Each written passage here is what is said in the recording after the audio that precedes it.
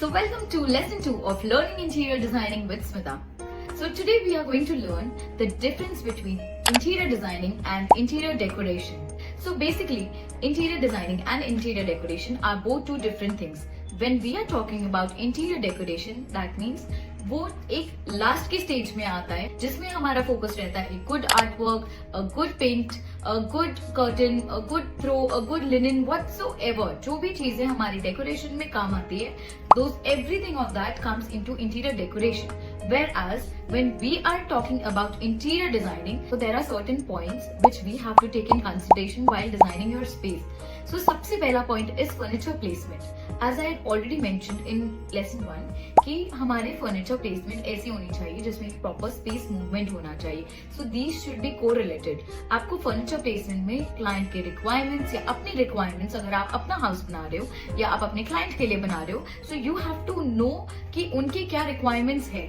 जब आप kitchen plan करते हो, जब आप एक बेडरूम प्लान करते हो, तो आप स्टोरेजेस उनके रिक्वायरमेंट से ही आप प्लान कर सकते हो.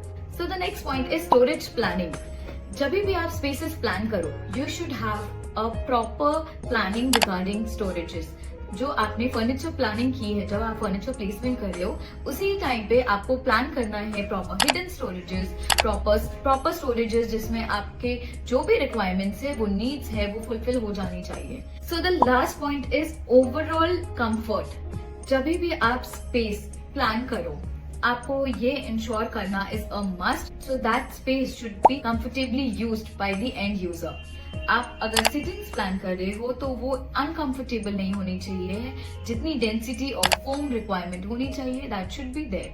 आपके बेड में कितने इंच की मैट्रेस, आपके हेडबोर्ड में कितने इंच की मैट्रेस, आपका जब भी आप सोफा प्लानिंग कर रहे हो, तो आपको छोटी छोटी डिटेल्स को बहुत इंपॉर्टेंटली चेक करना है, इंश्योर करना है कि आपका कंफर्ट कहीं पे भी कॉम्प्रोमाइज नहीं हो. And whoever is coming to your space, they should feel comfortable and very mind relaxing, very eye relaxing, and it shouldn't be very boring or too much of zigzag.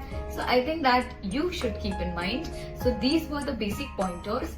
And so now you are knowing what is the difference between interior decoration and interior designing. जब आप ये सारे points meet कर लेते हो, then you start the picture of interior decoration with all the aesthetics, with all the styling, with all the beauty. तो आपको एक बहुत ही बेसिक, एक बहुत ही सिंपल रूल याद रखना है कि डिजाइनिंग पहले एंड डेकोरेशन बाद में.